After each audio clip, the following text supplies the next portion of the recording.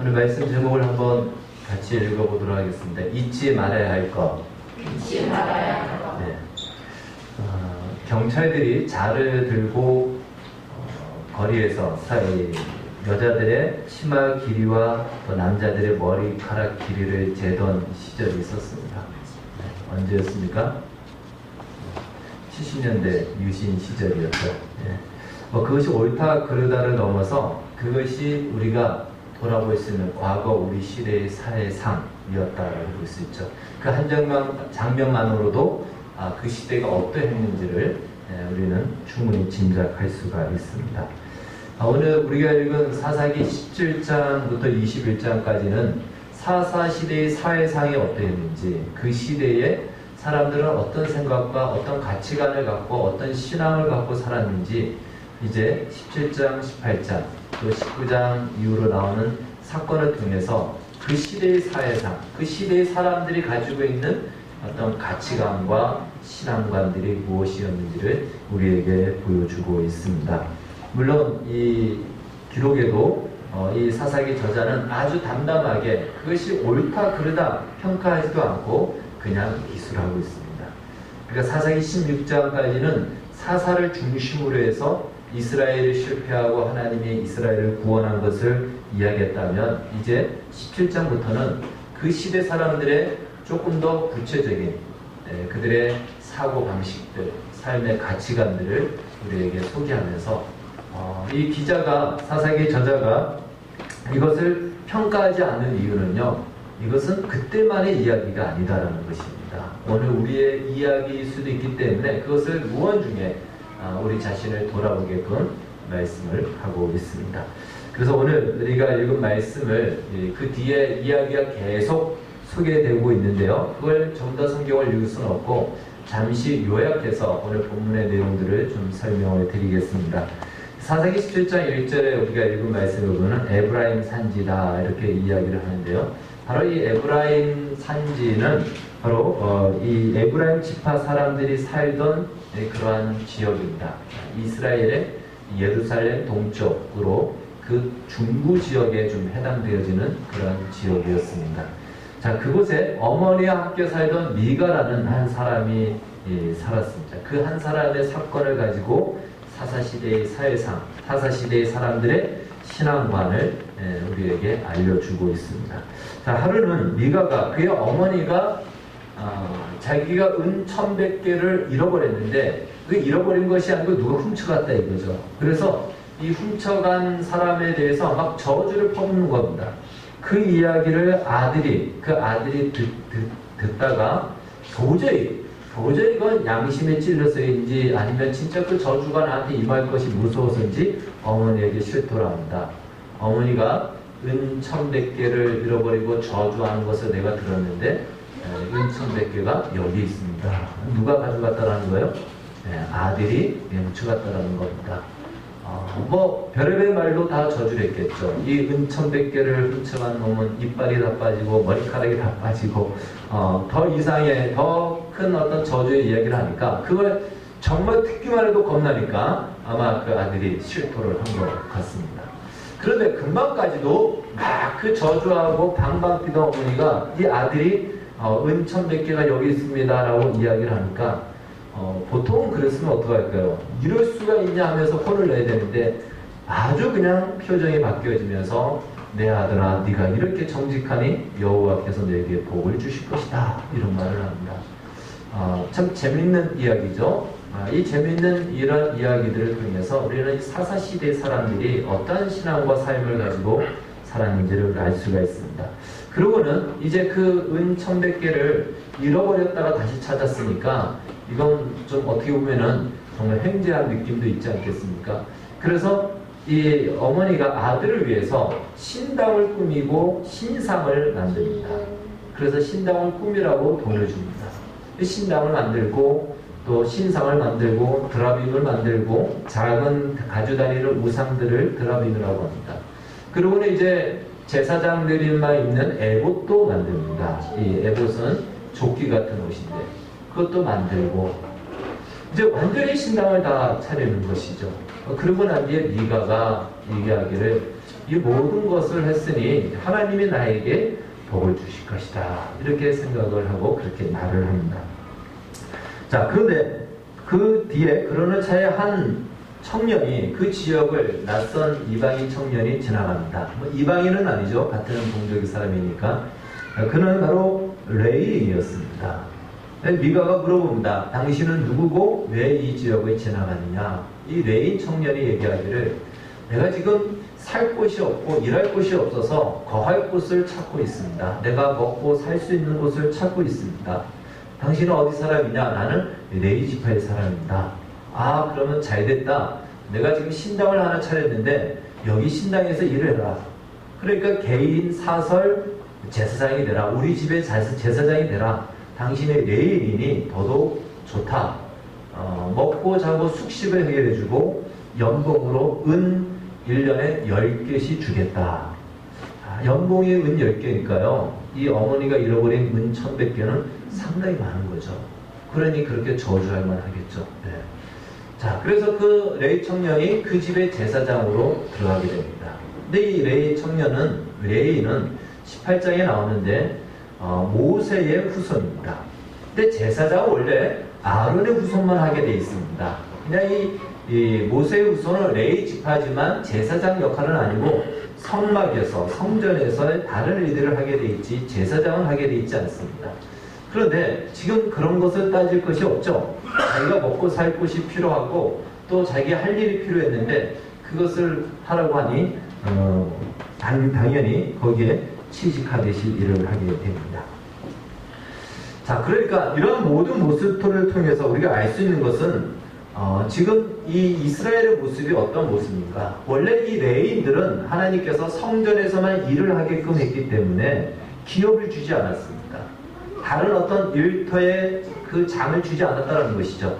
왜? 성막에서 일을 하면 성막에서 성전에서 나는 것을 먹고 살기 때문에 백성들이 와서 제사를 드리고 헌금을 하는 것으로 그들의 생계를 유지할 수 있게끔 했는데 지금 그게 되고 있지 않다는 것입니다. 도저히 성막에서는 그 일을 하고 살 수가 없는 상황이 됐습니다. 그만큼 이스라엘 백성들이 하나님 앞에 여호와의 중심에 신앙생활을 하지 않았다는 것이죠. 제사를 드리지 않고 그것을 개인적으로 신당을 만들고 이방인의 제사와 섞어서 드리는, 그러니까 성막이 있지만 아직 성전은 지어지지 않았지만 성막이 그렇게 의미가 없는 상황이 되어버렸습니다. 그러니까 성막은 곧 구약에서는 하나님을 이야기하는데 하나님의 의미가 없는, 성경에서 말하는 하나님이 별로 의미가 없는 그 시대가 바로 이 사사시대의 한 모습을 가르쳐 줍니다. 그러면서 이제 신당도 꾸미고 신상도 새로 만들고 에봇도 있고 거기에다가 레위인 제사장까지 두었으니 이 미가 입장에서는 이제야말로 모든 것을 다 갖추었다. 여호와께서 나에게 복을 주실 것이다. 그것이 이 미가의 신앙관이었습니다. 이렇게 성경은 오늘 이제 17장 13절에 이야기를 하고 있습니다.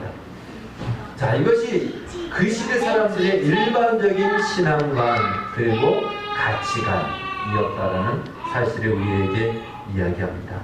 무엇이 잘못되었을까요? 미가의 가정부터 뭔가 좀 문제가 있죠.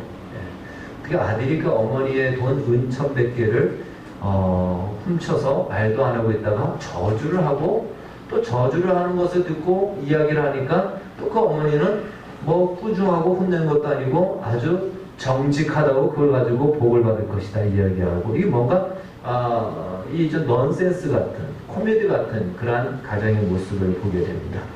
뿐만 아니라 개인적으로 신당을 차리고 제사장을 둔다는 것은요, 말이 좋아서 제사장이지 다른 말로 얘기한다면 무당입니다.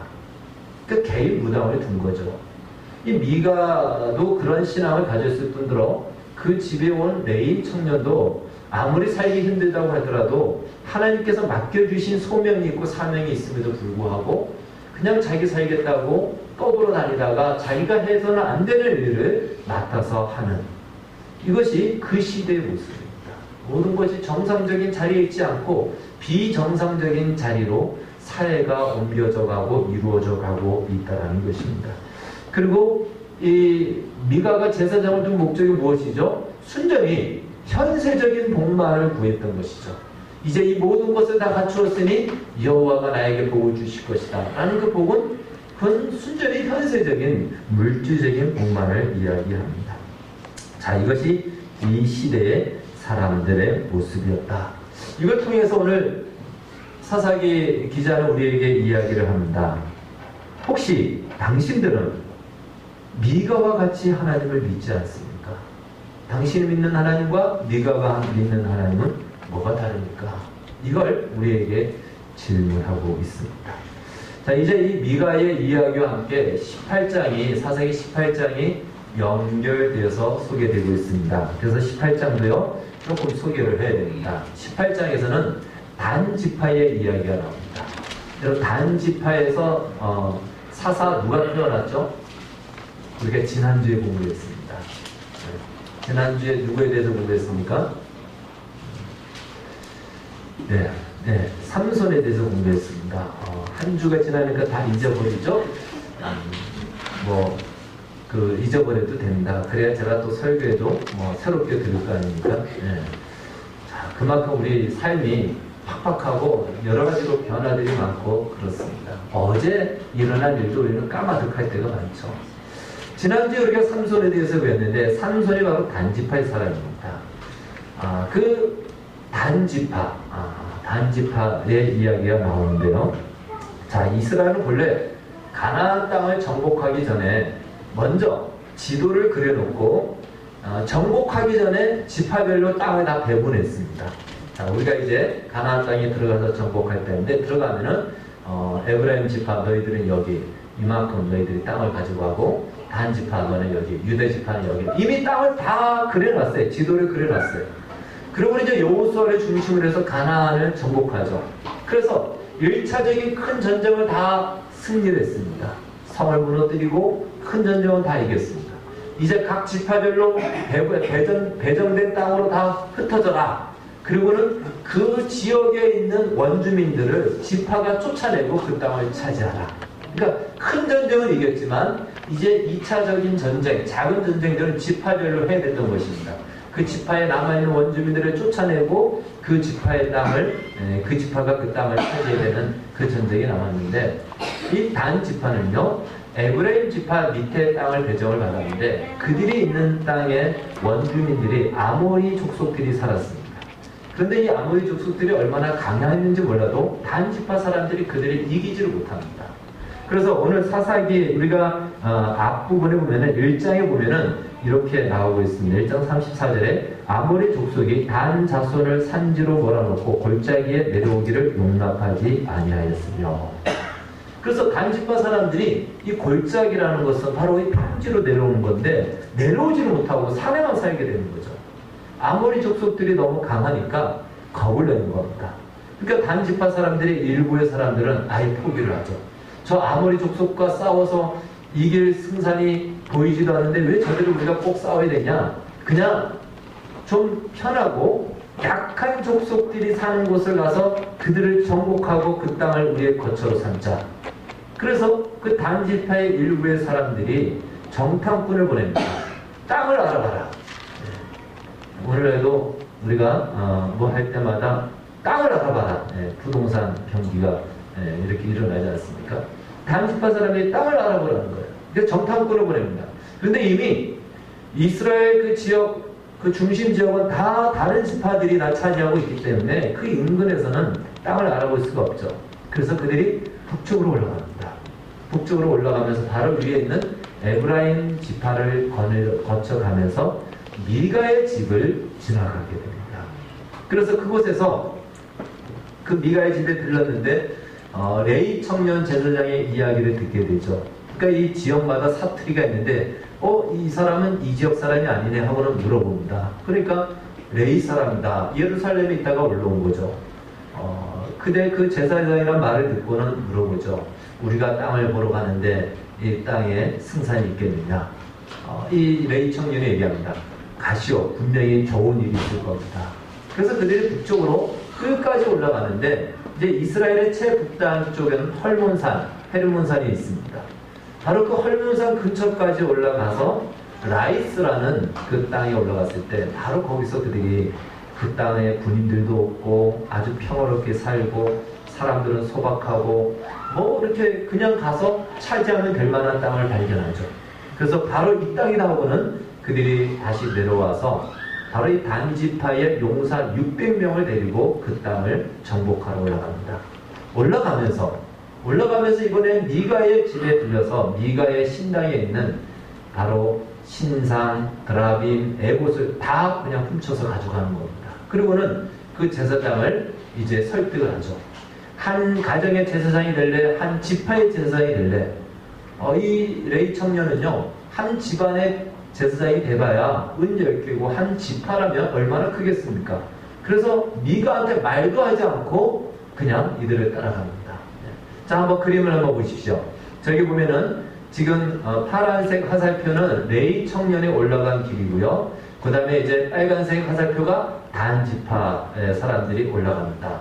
올라가다가 미가의 집, 에브라임 산지에서 만나서 그 만남 이후로 계속 북쪽으로 올라가죠. 북쪽으로 올라가서 최북단, 바로 헐몬산 밑에, 헐몬산 밑에까지 올라가서 저 땅이 바로 라이스라는 땅인데 저 땅을 결국 정복하게 됩니다. 그리고는 저 땅 이름을 그들의 조상의 이름을 따서 단이라고 이름을 짓습니다. 성경에 보면은 이스라엘의 영토 경계를 단에서 부엘세바다라고 얘기하죠. 그 북쪽이 단이고 남쪽은 부엘세바까지 하나님이 허락하신 땅이었다라고 얘기합니다. 자, 이제 지도를 보니까 더 여러분들 이해가 아마 쉬웠으리라 생각합니다. 그래서 이것은 단이고 지금도요, 저 지역 이름이 텔단입니다. 텔단. 텔은 언덕이라는 뜻이 있는데 단의 언덕이라는 지명으로 지금도 불려지고 있습니다. 그러니까 이스라엘의 그 경제적인 수도가 테라비브죠. 예, 그 테라비브가 이 텔도 그 언덕이라는 뜻을 가지고 있는 봄의 언덕이라는 뜻을 가지고 있습니다. 자, 이제 지도는 이제 내려주시기 바랍니다. 자, 이 사사기 18장 역시도 이 기자가 이러한 일이 말도 안 되는 일을 담담한 어조로 그냥 이렇게 쭉 묘사하듯이 이야기합니다. 여기 어떤 감정을 싣거나 노골적인 어떤 비판을 하지 않는다라는 것입니다. 그렇다면 이 사사기 18장은 오늘 우리에게 무엇을 말씀하려고 할까요? 사사기 17장과 18장을 통해서 하나님이 오늘 말씀을 통해서 우리에게 주시는 그 가르침 우리가 받기를 원합니다. 이 가나안 정복에는 전쟁의 원칙이 있었는데 하나님이 배정해 주신 그 지파의 땅을 꼭 그 땅을 차지해야 됩니다. 힘들다고 그 땅을 버려서는 안 되고요. 포기해서도 안 되고 다른 땅을 차지해서도 안 됩니다. 이것이 하나님이 정해 놓으신 율법의 원칙입니다. 그런데 지금 단 지파 사람들은 힘들다는 이유로 이 땅을 떠나서 자기들에게 배정된 땅도 아닌 땅을 차지했다는 거죠. 그러니까 지금 이것을 잘 보면 하나님의 말씀과 율법과 명령임에도 불구하고 이들은 이것을 그냥 깡그리 무시하고 자기들이 살 길, 자기들이 편안하게 살 곳을 찾아서 뭐 그냥 당연하게 그리고 아무 꺼리낌 없이 가서 그냥 차지하게 됩니다. 이걸 사사기 18장은 오늘 우리에게 가르쳐 주는 것입니다. 즉 무엇이냐면 이들이 아무리 여호와의 이름을 이야기하고 오늘 17장에서도 여호와의 이름을 이야기해도 이들의 신앙은 불신앙에 가까운 모습을 지금 보여주고 있다는 것입니다. 뿐만 아니라 미가의 집에서 행한 일들을 보면은 신상을 가지고 가고 드라빔을 가지고 가고 에봇을 가지고 가고 제사장을 꼬여서 데려가는 이 모든 것들은요 정상적인 신앙을 가진 자의 모습이 아닌 것이죠. 이방인들처럼 현세적인 복을 빌어주는 그것을 위해서 마치 그러한 종교적인 것이 내게 있으면 복이 나에게 올 것 같은 부적 같은 마음에 부적으로 여기는 그런 마음으로 이 모든 것들을 취하여 가서 자기들의 전쟁의 승리를 기원했던 것을 보게 됩니다. 여기서 우리는 또 한 가지 살펴볼 이야기가 있는데요. 그렇다면 바로 이 단지파 사람들이 정복했던 라이스 사람들의 이야기입니다. 여러분 이 라이스 사람들은 그 단 지파에 600명인데 600명이 많은 군대는 아닙니다. 그 600명의 군대를 이길 만한 힘이 없었던가? 특별히 단 지파는요, 아무리 족속이 무서워서 정복하지 못했던 사람들이니까 용감한 사람들도 아닌 거죠. 참 졸작우라고 말할 수 있는 사람들이죠. 그런데 라이스는 정말 지상 나무와 같은 땅이었더라. 풍족하고 부족한 것이 없었다라고 성경은 기록합니다. 그런데 그들은 그 600명 정도를 이겨낼 만한 힘도 없었고 군인도 없었는가? 라이스는 없었습니다. 왜 그런가 하니 이 라이스는요, 헐몬산인 사시사철 이 만년설이라서 물이 풍성합니다. 풍족해. 목초지도 좋고 아주 농사짓기도 좋고 좋은 땅입니다. 그런데 천의 요소입니다. 요새입니다. 그래서 누구라도 쉽게 진입해서 쳐들어갈 수 없는, 많은 군대가 들어갈 수 없는 그런 지형적인 특징을 가지고 있습니다. 그래서 그 북쪽에 원래 시돈이라는 나라가 그 나라를 관할하고 있었는데, 시돈이라는 나라도 잘 살다 보니까 굳이 라이스같이 저 험산한 그 올라감에 있어서는 쉽지 않은 땅을 차지할 이유가 없습니다. 그래서 그들을 점령하지도 않고 다스리지도 않습니다. 근데 이 라이스라는 땅은요, 한 번도 누구로부터 외세의 침략을 받지 않았던 땅입니다. 그리고 먹을 것은 풍성하고 그들이 굳이 다른 사람들과 교류를 해야지 살 만큼 그 정도가 아닐 정도로 풍성했던 곳입니다. 그러다 보니까 너무 좋다 보니까, 너무 그 땅이 좋고 먹을 것이 풍성하고 부족함이 없다 보니까 그들은 아무런 방비도 하지 않는 거예요. 성경은 이야기하기를 지도자가 없었다라고 얘기합니다. 그러니까 싸울 일이 없는 거예요. 땅이 너무 넓고 땅이 좋으니까 좁은 땅 가지고 있으면 서로 차지하려고 하는데, 이 땅을 가져도 좋고 저 땅을 가져도 좋으니까 싸울 일이 없는 거죠. 정말 평화롭게 살아갔던 지역입니다. 그러니까 그들을 다스리고 막 이렇게 할 만한 지도자가 필요 없는 거예요. 누구도 침략하지 않지, 그냥 서로가 그냥 잘 살 수 있는 땅이니까 군인도 없었던 것입니다. 결국 그들은 그러한 삶에, 그 편안하고 그 풍성한 풍족한 삶에 타성에 젖어, 내려림에 젖어 결국 아무런 방비도 하지 않았던 그것이 파군에 되어서 그냥 600명에 의해서 완전히 쑥대밭이 되어 그들이 몰살을 당하고 쫓겨나는 것을 보게 됩니다. 자, 이 라이스의 사건을 통해서 우리에게 또 말하는 것이 무엇일까? 그래서 이제 말씀을 정리하여 본다면요, 사사기 17장부터 28장에 나오는 미가와 또 이 단 지파와 라이스의 사건을 통해서 우리에게 알려주는 것은요, 공통점이 있습니다. 그것은 바로 이들 모두가 자신이 누구이며 무엇을 위해서 살아야 되는지 자신의 정체성 소명의식이 없었다는 것입니다. 그것이 없었어요. 그것이 없었기 때문에 그저 사는 것을 급급했고, 조금 더 잘 살게 되면 조금 더 잘 살아서 누리면서 사는 것, 그것이 그들의 목표였습니다. 미가를 보십시오. 어머니의 돈을 훔칠 정도로 그는 돈, 물질, 자신이 그 물질로 풍성해지는 것, 그것이 그 삶의 하나의 목적이었습니다. 그걸 위해서는 어머니의 돈까지도 훔치고 제사장을 세우고 우상을 만들어서 하나님이라고 섬기면서 이제 내게 복이 주어질 것이다. 자기가 무엇을 위해서 살아야 되는지 알지 못한 사람이죠. 미가의 집에 온 레인 청년도 마찬가지죠. 자신의 소명과 자신의 사명을 버려두고 살기 힘들지만 살기 위해서 하지 말아야 될 하나님이 그만, 하나님이 허락하지 않은 제사장 역할까지도 흉내내면서 했던 것은 자신의 소명의식 정체성을 그가 기억하지 못했던 것입니다. 미가의 이 단지파도 마찬가지죠. 자신들의 하나님의 배정해 주신 땅에서 그 땅을 힘들어도 싸워서 그 땅을 정복해야 되는데, 힘들다는 이유로 편한 삶을 살기 위해서 하나님의 명령도 말씀도 무시한 채 편한 삶을 쫓아갔던 그들이 바로 단지파고, 이 라이스의 사람들도 너무 편하다 보니까 아무런 준비되지 않고 타성에 젖어 있는 그 모습, 그래서 그 풍성한 것이 무엇을 위해서 풍성해야 되는지, 그 부유한 것이 무엇을 위해서 이 부유함이 사용되어야 되는지 알지 못한 채 그냥 누리는 것으로만 그 삶을 일관했을 때 그들은 이러한 마지막 결말을 맞이하게 됩니다. 그래서 우리는 여기서 이러한 결론을 우리가 받게 되죠. 이 사사기 17장, 18장을 통해서 우리에게 말씀해 주는 것은요, 그 시대의 사람들이 그 소명의식, 정체성, 내가 누구이며 우리가 누구인지 하나님의 선민이라는 이 의식이 상실되는 순간, 이것을 잊어버리는 순간 그들은 무엇을 위해서 사는가 하면 먹고 사는 것을 위해서 살 뿐더러 먹고 사는 것이 되면 좀 더 잘 먹고 잘 사는 것이 그들의 인생의 목표였다는 것입니다. 그것이 전부였습니다. 그것을 위해서 그들의 신앙이 동원되었고 그들의 가치관이 그것으로 바뀌어졌고 모든 것이 다 거기에 맞추어졌다라는 것입니다.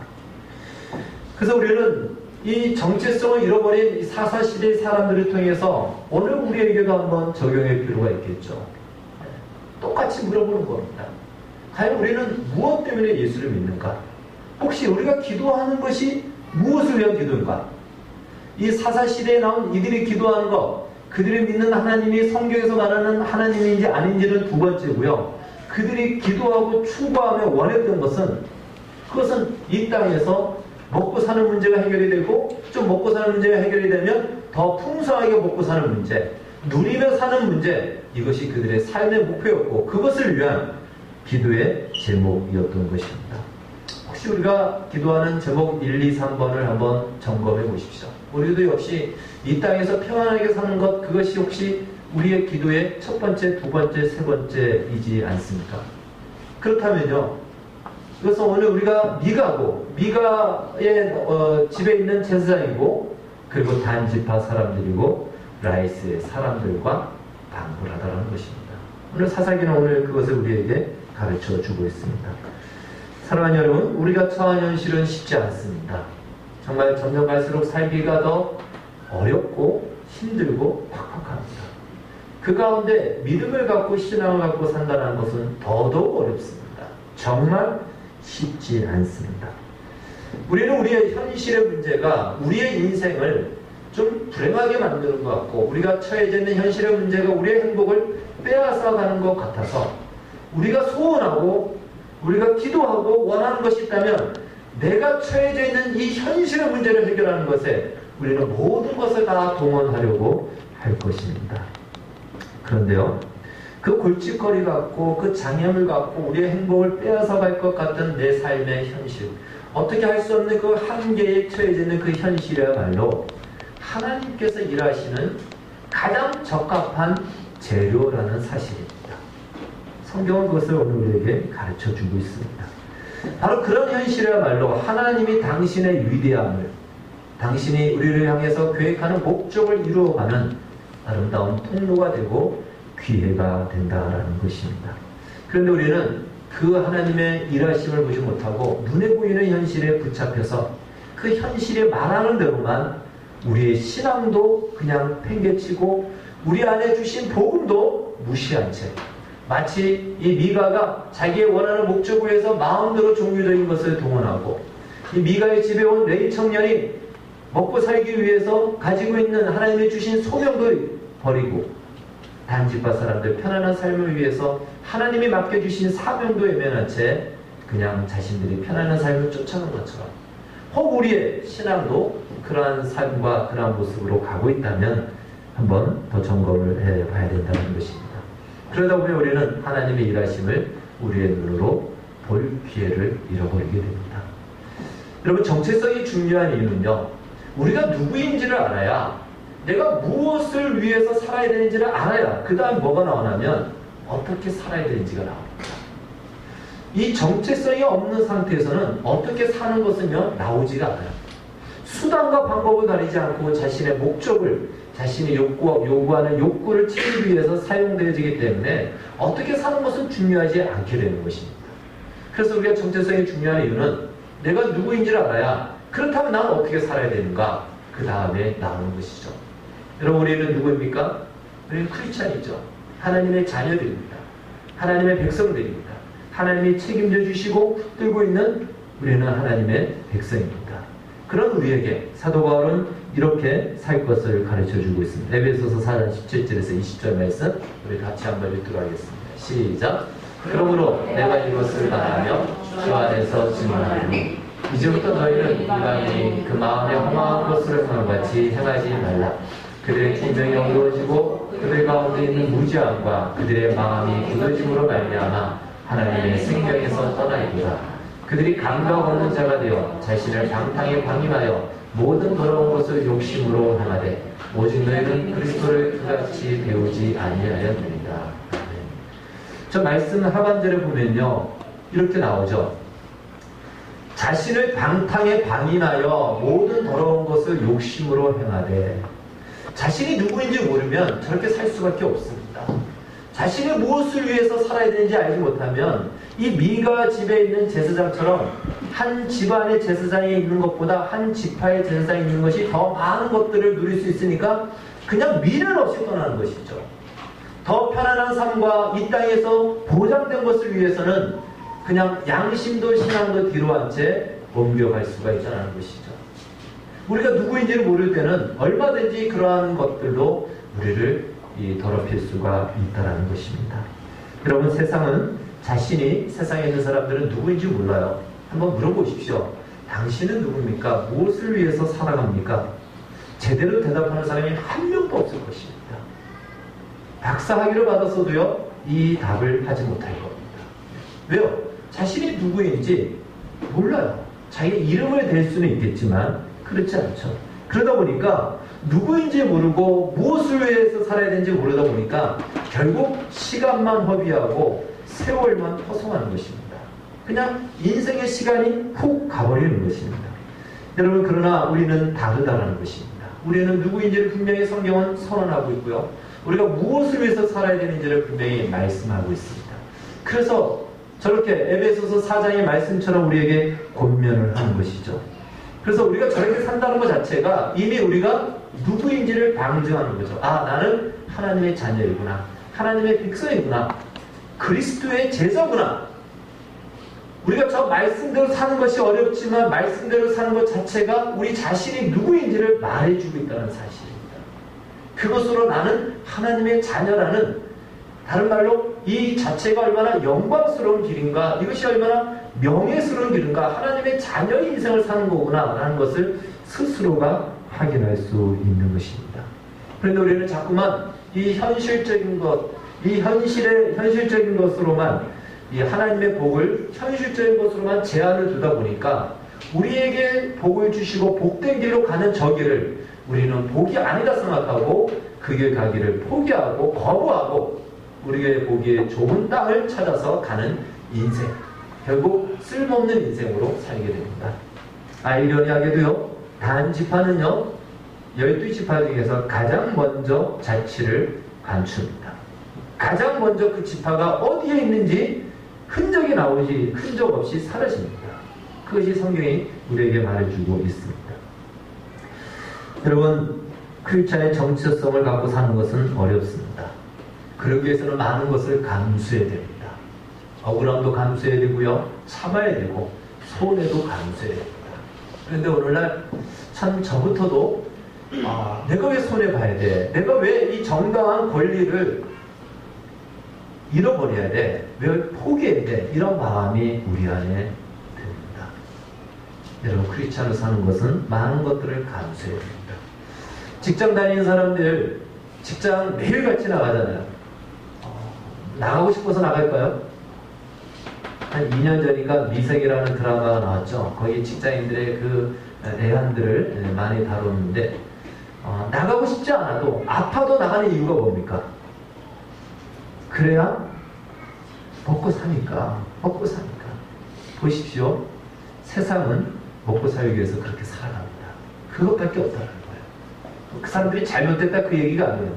먹고 살기 위해서 아픔에도 불구하고 아침에 일어나서 나가야 되고요. 그렇게 평생 갑니다. 그러니까 먹고 사는 문제가 1차적이고요. 거기서 해결이 되면 조금 더 잘 먹고 사는 것이 2차적인 목적이에요. 그것이 전부라는 거예요. 그것이 다라는 것입니다. 그러나 우리가 억울함을 감수하고 힘듦을 감수하고 정말 가시밭길 같은 인생의 현실을 우리가 감당하면서 살아면서 나는 왜 이런 운명인가 하는 그 푸념 속에서 살아가지만 크리스찬의 삶은 다르다는 것이에요. 감수하는 것을 끝나지 않고 그 감수하는 것을 통해서 하나님의 놀라운 반전의 역사와 기적의 역사가 그 분명히 우리의 인생 속에서 보여지고 나타난다는 사실입니다. 오늘 영상에 나와 있는 필라델피아 팀들 정말 한 번도 우승하지 못했던 꼴찌 팀 아닙니까? 그러나 그들이 기도했다라고 아니고요. 그 가운데 하나님은 기적을 이루잖아요. 얼마든지 하나님께서는 감수하고 믿음으로 사는 그 길을 우리가 끝까지 간다면 기적을 일으키시고 놀라운 역사를 보여주셔서 하나님 자신이 누구인지를 우리의 인생을 통해서 보이시고 나타낸다는 것입니다. 그렇기 때문에 거기까지 갈 때까지 이 믿음의 길을 간다는 것은 쉽지 않습니다. 그러나 쉽지 않지만 그 길이야말로 영광스러운 길이고 명예로운 길이라는 사실을 기억하십시오. 아니 나는 남편 때문에 이런 어려움을 당하는데요. 돈 때문에 이런 어려움을 당하는데요. 자식 때문에 이런 어려움을 당하는데요. 여러분 예수 믿지 않는 사람들과 믿는 사람들은 다릅니다. 믿는 사람들에게 그 어려움은 믿음으로 감당할 수 있는 영광의 길로의 관문이라는 사실을 기억하십시오. 보이기에는 똑같지만 다르다는 것입니다. 요즘 제가 미국은 안 가봐가지고 잘 모르겠는데요. 미국의 일반 식당에서 밥 먹기 전에 기도를 하는지 우리 최근에 미국에서 오신 우리 현소 이사님 어떻습니까? 일반 식당에서 크리스찬들이 밥 먹기 전에 기도하는 사람들이 많이 있습니까? 많이 있어요. 네. 미국 사람들도 기도하고 미국 사람들도 기도 많이 하고요. 예. 진짜예요. 그래요. 근데 이제 점점 시대가요. 우리나라 같은 경우는 차별금지법이 되면은 이런 것도 많이 제한을 받아요. 유치원에서 기도하는 것도 지금 못하게 합니다. 예. 종교적인 행위라고 그런 것들을 막 제한을 줍니다. 참 조심스럽죠. 우리 학생들 밥 먹을 때 기도합니까? 뭐 기도하고 누가 오면 아이들이 장난도 치고 막 그러잖아요. 반찬도 뺏어가고 그냥 그렇게 할 겁니다. 그 다 겪은 겁니다. 다 겪으면 아름다운 추억이 됩니다. 유진 피터슨이라고 유명하신 목사님이 계십니다. 책도 많이 쓰시고 그런데 이제 공중 식당에서 밥을 먹는데 이제 기도를 하고 밥을 먹었습니다. 근데 좀처럼 또 그 문화권에 있는 사람들은 잘 그러지 않았는데 그걸 본 젊은이가 물어봤습니다. 선생님 지금 뭘 하고 식사를 하는 거죠? 이렇게 물어본 거예요. 기도하는 걸 모르고. 그랬을 때 이 유진 피터슨 목사님이 이렇게 대답을 했습니다. 식사 전에 감사 기도했습니다. 이렇게 대답할 수도 있겠죠. 그런데 이렇게 대답을 했습니다. 잠깐 명예를 누렸어. 이렇게 얘기합니다. 여러분, 사람들 앞에서 밥 먹기 전에 기도하는 거 당연하지만 다 믿지 않는 사람들 앞에서 기도하며 밥 먹는 거 쉽지 않습니다. 믿음을 발휘해야 됩니다. 사람들이 크리스찬이라고 놀릴 수 있기 때문에 그래요. 그래서 기도하는 척하면서 밥을 먹기도 하잖아요. 그냥 기도하지 않는 것 같으면서 기도하기도 하고 그렇게 하죠. 근데 이 목사님이 이렇게 얘기했어요. 내가 하나님 옆에 감사 기도하는 것은 내가 지금 명예를 누리는 거다. 여러분 믿음의 길을 가는 거 그 누가 보상해주고 알아주지 않는다 할지라도 그것은요 우리가 믿음을 갖고 우리의 현실의 어려움을 믿음으로 반응하며 그 믿음의 길을 따라가려고 하는 것은 명예로운 길입니다. 사람들은 그렇게 보지 않고요 찌질하게 보고 왜 그러냐 그 모양이냐라고 얘기하지만 하나님 보시기에는 영광스러운 길이에요. 그 길을 가는 거라는 거죠. 우리가 우리의 정체성을 지키고 믿음을 지키고 사는 그 자체가 이러한 영광의 기름을 성경은 우리에게 가르쳐 줍니다. 그래서 바울은 마지막으로 이러한 우리에게 이렇게 권면을 하죠. 에베소서 5장 14절 17절 말씀 이제 마지막으로 같이 읽겠습니다. 시작. 그러므로 그분께서 이르시기를 너 잠자는 자여 깨어서 죽은 자들로부터 일어나라. 그리스도께서 너에게 빛을 주시리라 하시니라. 그런즉 너희는 주의하여 어리석은 자가 아니라 지혜로운 자로서 조심스럽게 걸어 시간을 되찾으라. 날들이 악하니라. 그러므로 너희는 지혜 없는 자가 되지 말고 오직 주의 뜻이 무엇인지 이해하라. 여러분 우리가 이건 아니지 않습니까? 이런 현실은 정말 하나님 이건 아니지 않습니까? 라고 하는 그 일을 통해서 하나님은 일하십니다. 반전의 역사를 반드시 우리의 삶의 길을 통해서 나타내십니다. 여러분 드라마를 보면요 주인공으로서의 삶을 포기하면 그래서 그 주인공으로서 가야 될 길이 아닌 그냥 빨리 죽어버리면 무엇도 끝납니까? 드라마도 끝납니다. 그래서 우리는 알죠. 주인공이 막 처음에 위험을 처해도 끝까지 죽는다 안 죽는다? 안 죽는다. 네. 주인공이 죽으면 그냥 드라마나 영화나 다 끝나기 때문에 여러분 우리가 믿음의 길을 가는 것이 힘들고 어렵지만 우리가 이 길을 중단하고 이 길에서 이탈이 되면 하나님은 우리를 통해서 이루실 그 드라마를 이제는 더 이상 진행할 수 없을 것입니다. 끝내야 될 것입니다. 처음에는 지지만 항상 드라마의 묘미가 무엇입니까? 나중에는 주인공이 이긴다는 거죠. 그때까지 우리가 참고 가야 되는데 그 승리를 봐야 되는데 아예 그냥 그 전에 겁먹고 그 길을 포기해버리면 단지파같이 미가의 집 같은 그러한 비극, 그러한 인생으로 생을 마치게 될 것입니다. 다시 한번 우리가 믿는 하나님이 어떠한 하나님인지를 기억하시고 그분은 창조주이시고 부활의 하나님이시며 얼마든지 우리의 인생을 통해서 반전과 기적을 베푸시는 하나님이심을 기억하십시오. 그것이 필요한 이유는요, 바로 우리가 서 있어야 우리의 인생을 통해서 하나님의 기적을 일으킬 때에 그 혜택이 나뿐만이 아니고 우리의 이웃에게 돌아갈 수 있고 세상에게 보여지기 때문에 바로 이 믿음의 길을 가는 자, 정체성을 갖고 이 길을 가는 자를 하나님은 오늘도 찾고 계십니다. 우리 모두가 이 부름의 길을 영광스러움으로 기꺼함으로 나아가기를 주의 이름으로 축원합니다. 기도하겠습니다. 주님 감사합니다.